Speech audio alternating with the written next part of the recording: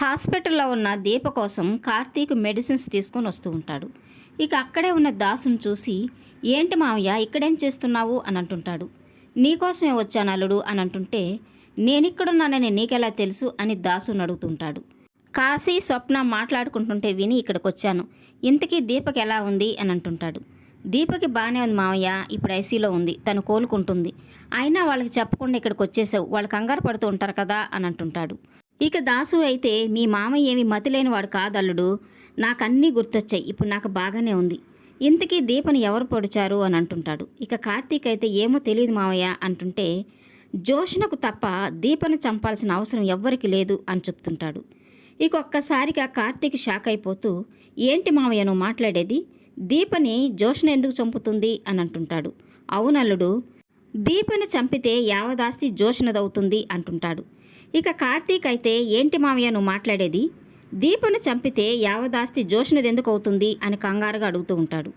ఇక దాసు అయితే, ఎందుకంటే అసలైన వారసురాలు దీప కాబట్టి అని అంటుంటాడు.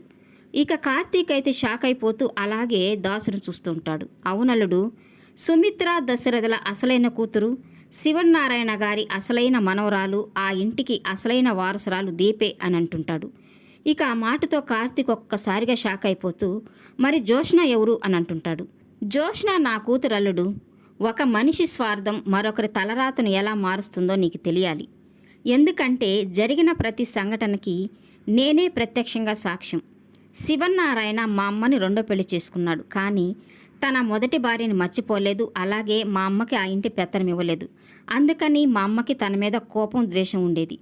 నేను ఆ ఇంట్లో పని మనిషిని ప్రేమించి పెళ్లి చేసుకున్నానని శివనారాయణ కోపంతో నన్ను ఇంట్లో నుంచి గెంటేశాడు, అందుకని మా అమ్మ తన మీద ద్వేషం పెంచుకుందని అందరూ అనుకుంటారు, కానీ అసలు కారణం అది కాదు. మా అమ్మకి ఇంటి పెత్తనం ఇవ్వలేదని తన ద్వేషం పెంచుకుంది. అప్పుడే నా భార్య సుమిత్ర వదిన దాదాపుగా ఒకేసారి గర్భవతులైనారు. విధి వైపరీత్యం వల్ల వాళ్ళిద్దరూ ఒకేసారి ఒకే హాస్పిటల్లో డెలివరీకి వెళ్ళారు. అప్పుడే మా అమ్మకి దుర్బుద్ధి పుట్టింది. శివనారాయణ అసలు వారసురాలుగా నా కూతురే పెరగాలనుకుంది. ఇక సుమిత్ర వదిన కూతుర్ని సైదులకిచ్చి చంపేయమని మా అమ్మ చెప్పింది. ఇక సైదులు ఆ బిడ్డను చంపలేక బస్టాండ్లో వదిలేశాడు. అప్పుడే కుబేరు ఆ పాపని తీసుకెళ్ళిపోవడం నేను చూశాను. ఇక సైదులు ఎక్కడ నిజం చెప్పేస్తాడని మా అమ్మ సైదుల్ని లారీతో గుద్ది చంపించేసింది.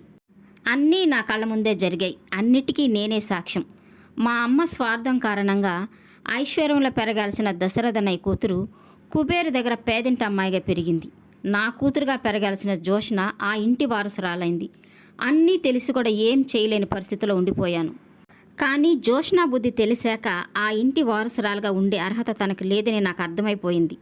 అందుకే అసలు వారసురాలను వెతకడం మొదలుపెట్టాను. చివరికి కుబేర్ ఫోటో చూసి గుర్తుపట్టాను. అనసూయ ద్వారా దీప కుబేరు సొంత కూతురు కాదని తెలుసుకున్న ఆ నిజాన్ని వెంటనే అన్నయ్యకి చెప్పాలని ఇంటికెళ్ళాను. కానీ నేను కూడా మనిషినే కదా, నాకు కూడా కొన్ని బలహీనతలుంటాయి. నా కూతురు నన్ను నిజం చెప్పకుండా ఆపేసింది. నిజం చెప్తే చచ్చిపోతానని నన్ను బెదిరించింది. ఎవరితో చెప్పొద్దని నాతో మాట తీసుకుంది. కానీ ఏదో ఒకరోజు నిజం తెలియకపోతుందా అనుకున్నాను. కానీ జోష్న దీపా విషయంలో చేస్తున్న తప్పులు చూసి భరించలేకపోయాను. దశరథ్ అన్నయ్యతో అసలు నిజం చెప్పేయాలని వాళ్ళ ఇంటికి వెళ్ళాను. అప్పుడే నేను బ్రతికుంటే ప్రమాదం అని నన్ను చంపాలనుకుంది. అప్పుడే నా తల మీద కొట్టారు అని చెప్తూ ఉంటాడు. ఇక దాసు చెప్తున్న మాటలు షాక్ అయిపోతూ వింటూ ఉన్న కార్తీక్ అయితే, ఎవరు మామయ్య నేను చంపాలనుకుంది, ఎవరు నిన్ను కొట్టింది అని అడుగుతూ ఉంటాడు. ఇక దాసు అయితే జోష్న అని చెప్పడంతో ఇక కార్తీక్ అయితే ఒక్కసారిగా షాక్ అయిపోతూ ఉంటాడు. ఈ వీడియో నచ్చినట్లయితే లైక్ చేయండి, సబ్స్క్రైబ్ చేయండి. Thank you for watching.